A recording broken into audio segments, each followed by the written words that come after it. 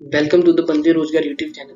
UP triple S C लेखपाल notification 2022 out हो चुका है।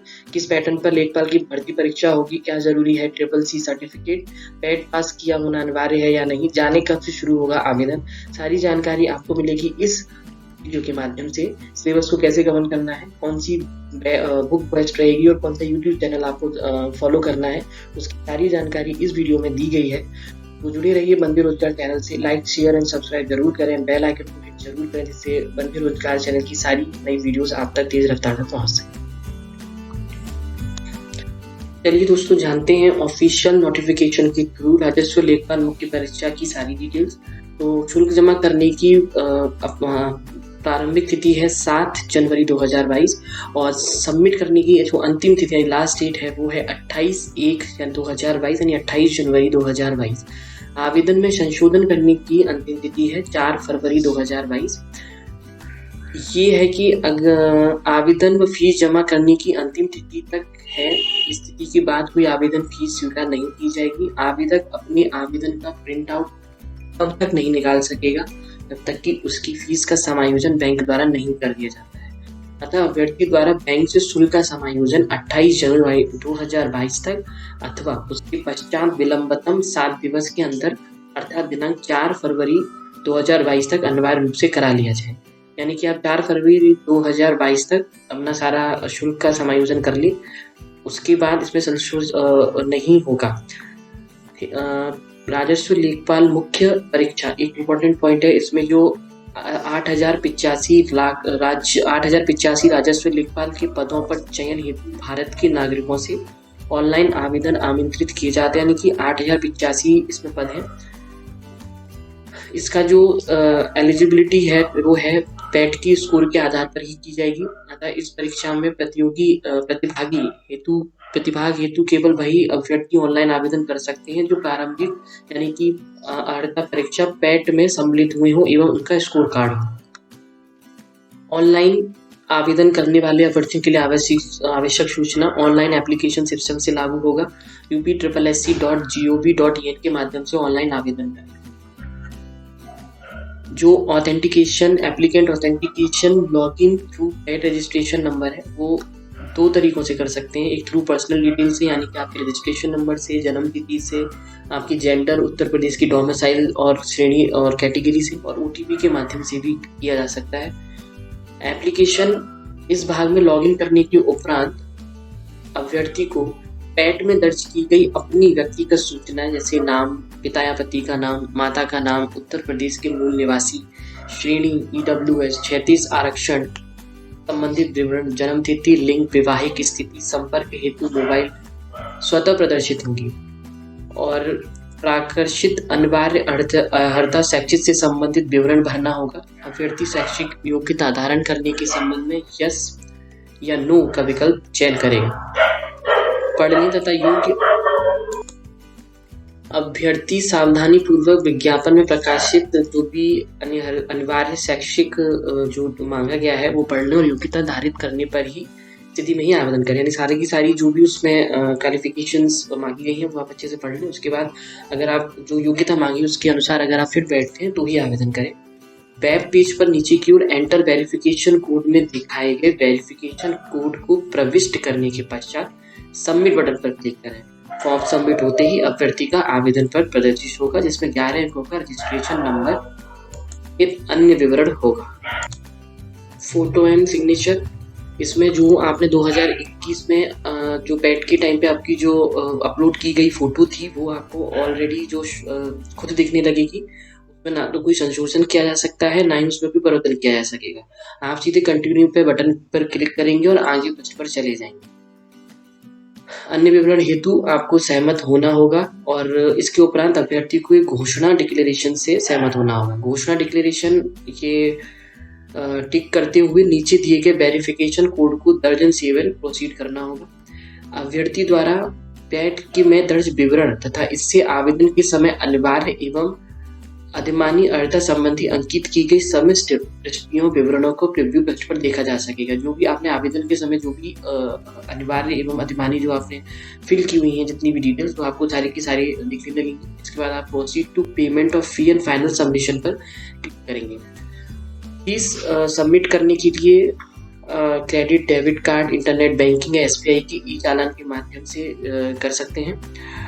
और डाउनलोड और जिसको उसके करना है प्रोसीड, इस पर नीचे के बाईं तरफ प्रिंट तथा दाहिनी तरफ proceed to download print the application form button प्रदर्शित होगा। अभ्यर्थी proceed to download and print the application form को क्लिक कर अपना फॉर्म अंतिम रूप से सबमिट कर सकता है तथा उसका एक प्रिंट आउट भी ले सकता है।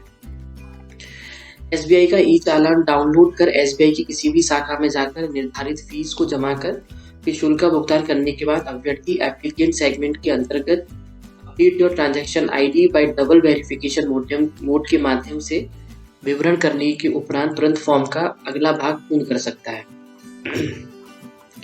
आवेदन फीस यानी कि जो फीस है वो कितना है? अनारक्षित सामान्य के लिए है 25 रुपये, ऑनलाइन प्रक्रिया फीस शुल्क, फीस शुल्क योग आवेदन फीस शुल्क प्लस ऑनलाइन प्रक्रिया फीस शुल्क 25, अन्य पिछड़ा वर्ग 25, सबकी 25 ही है इसमें।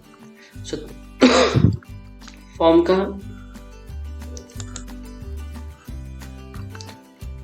आवेदन पत्र में संशोधन, अभ्यर्थी आवेदन फीस की शुल्क जमा करने के उपरांत ही अपने आवेदन पत्र में संशोधन कर सकता है। इसके लिए अभ्यर्थी वेबसाइट के मुख्य पृष्ठ पर एप्लीकेंट सेगमेंट के अंतर्गत दिए गए एप्लीकेंट्स डैशबोर्ड पर जाकर पेड रजिस्ट्रेशन के माध्यम से लॉगिन करेगा। लॉगिन करने के उपरांत अभ्यर्थी संबंधित विज्ञापन के सामने प्रदर्शित मॉडिफाई एप्लीकेशन बटन पर क्लिक कर वेरिफिकेशन कोड दर्ज करेगा। तदुपरांत अभ्यर्थी के रजिस्टर्ड मोबाइल नंबर पर OTP आएगा।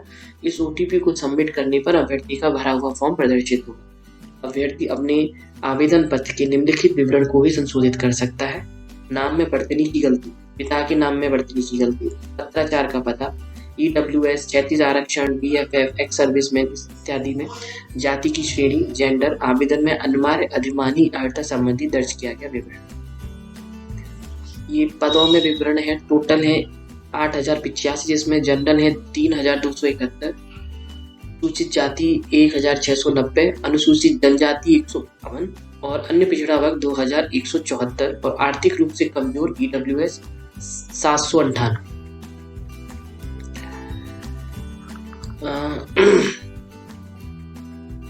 आगे बढ़ते हैं और देखते हैं आयु सीमा। जुलाई 18 वर्ष की आयु प्राप्त कर ली हो तथा उत्तर प्रदेश सेवा में भर्ती 10वां संशोधन नियमावली दर के अनुसार अधिकतम आयु सीमा 40 वर्ष होगी। उत्तर प्रदेश की अनुसूचित जाति, अनुसूचित जनजाति, अन्य पिछड़ा वर्ग और अन्य श्रेणी के अभ्यर्थियों की दशा में उच्चतर आयु सीमा उतने वर्ष अधिक होगी जितने सरकार द्वारा विनिर्दिष्ट हो। खिलाड़ियों कुशल वर्गीकृत खेलों के कुशल खिलाड़ियों की अधिकतम आयु में 5 वर्ष की छूट अनुमूल्य है। भूतपूर्व सैनिकों के लिए 3 वर्ष की छूट। समाज के विकलांगजनों की उत्तर प्रदेश के नवीनतम विद्यमान शासन देश दिनांक 3 फरवरी 2008 के अनुसार 15 वर्ष की छूट है। यह आरक्षण है और इसमें होगा लेखपाल के रिक्त पदों पर चयन हेतु लिखित परीक्षा का आयोजन एवं पाठ्यक्रम। लिखित परीक्षा एक पाली की होगी जिसमें प्रश्नों की कुल संख्या 100 तथा समयावधि 2 घंटे होगी। परीक्षा के एक प्रश्न वस्तुनिष्ठ एवं बहुविकल्पीय प्रकार के होंगे। प्रत्येक प्रश्न का 1 अंक होगा जिसमें 1 फुट की नेगेटिव मार्किंग होगी। इसमें सामान्य हिंदी के 25 प्रश्न, निर्धारित अंक भी 25 है, गणित के 25, निर्धारित अंक 25, सामान्य ज्ञान के 25 क्वेश्चन और ग्राम समाज एवं विकास के 25 क्वेश्चन। टोटल जो समय मिलेगा 2 घंटा 120 मिनट मिलेंगे। अब इसमें इम्पोर्टेंट बुक देख लेते हैं। सामान्य हिंदी के लिए आप ले सकते हैं आदित्य पब्लिकेशन की सामान्य हिंदी बुक, जिसमें सारी ग्रामर सारी चीज़ें जो लेखपाल में पूछी जाएगी वो है। गणित के लिए आप RS अग्रवाल या फिर राकेश यादव सर की जो बुक है वो फॉलो कर सकते हैं। सामान्य ज्ञान के लिए लूसेंट की बुक फॉलो कर सकते हैं या फिर कोई भी यूट्यूब चैनल। ग्राम समाज एवं विकास के लिए अरियंत की और एग्जामपुर की भी बुक कोई भी, और उसके उत्तर प्रदेश की परीक्षा बाड़ी उत्तर प्रदेश स्पेशल के लिए। सामान्य ज्ञान में करंट अफेयर्स के लिए जो फूल पत्ती वाली जो करंट अफेयर्स आते हैं वो, या फिर उत्तर प्रदेश की डिस्ट्रिक्ट की जो बुक आती है वो ले सकते हैं। ये सिलेबस है सामान्य ज्ञान, सामान्य हिंदी का। समास, पर्यायवाची, विलोम, तत्सम एवं तद्भव, संधियां, वाक्यांशों के लिए एक शब्द, निर्माण, लोकपत्तियां एवं मुहावरे, वाक्य संशोधन, लिंग वचन कारक, काल वर्तनी त्रुटि से संबंधी अनेकार्थी शब्द, अपठित गद्यांश पर आधारित प्रश्न।